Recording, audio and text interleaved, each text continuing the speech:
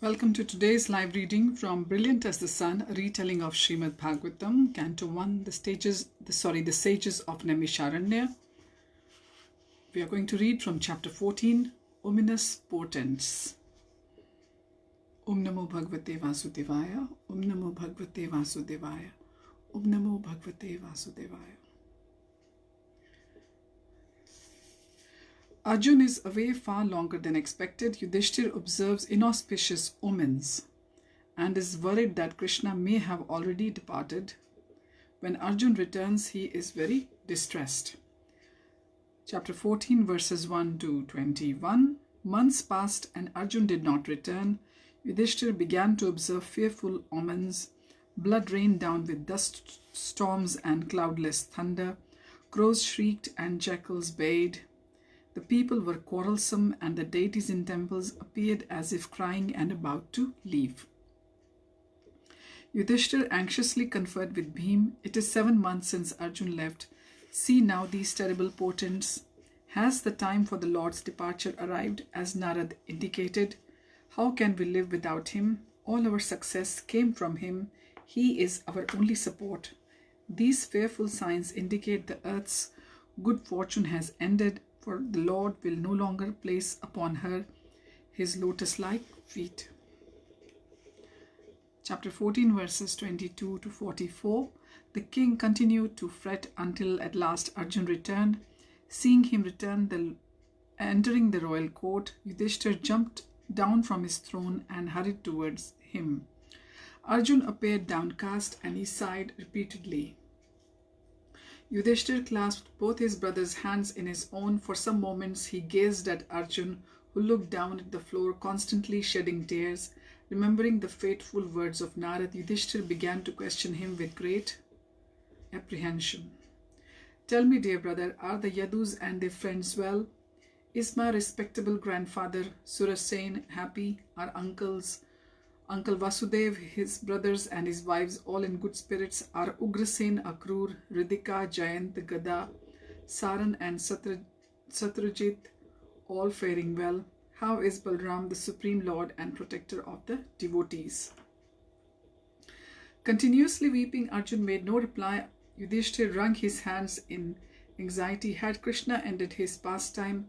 He went on naming the residents of Dwarka, including Krishna himself, asking after their welfare. The great Yadu heroes, protected by the Lord's powerful arms, enjoy life like the residents of Vaikuntha. Krishna's loving wives enjoy opulence and pleasures meant for the King of Heaven. All his relatives are fearless in every respect, and their feet trample over the celestial Sudharma assembly house which they took from the gods. Pray tell me, Arjun, how are they now? As Yudhishthir pressed Arjun for news of the Yadus, the color drained from Arjun's face, his body trembled, and tears streamed from his eyes. Yudhishthir anxiously asked, My dear Arjun, is your health good? What has disturbed you? Is it due to others disrespecting you because of your long stay at Dwarka? Has someone addressed you with unfriendly words or threatened you? Could you not give charity to one who asked? Or could you not keep your promise to someone? The king placed his bejeweled hands on his brother's shoulders. You always protected deserving living beings such as Brahmanas, children, cows, women, and disabled. Could you not safeguard them when they asked you for shelter? Have you mistreated a woman, or have you been defeated on the way by someone inferior or equal to you? Yudhishthir sighed deeply. Surely his suspicions about Krishna were true. Arjun could not be guilty of any of his speculative suggestions. In a voice thick with anxiety and sorrow, he said, Or could it be that you are feeling empty for all time due to losing your most intimate friend Krishna? Dear brother, I can think of no other reason for your despondency. So this was chapter 14. And it's all about the doubts which they had already had in their heads. The Pandavas when Narad Muni came and told them all about Krishna's departure. And he indicated to them that after Krishna departs, the Pandavas should also depart. The next chapter, chapter 15, will be the Pandavas depart. And I'm thinking that should we begin that or should we read it next time? I think we'll read it next time to keep the continuity.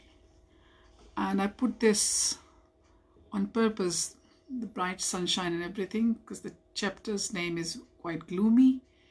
And if I show you how it is outside, it's all thick fog and all quite morose looking as well. So I'll thank you for joining. We'll see you all again tomorrow. Hari Om Tat Sat. Hare Krishna.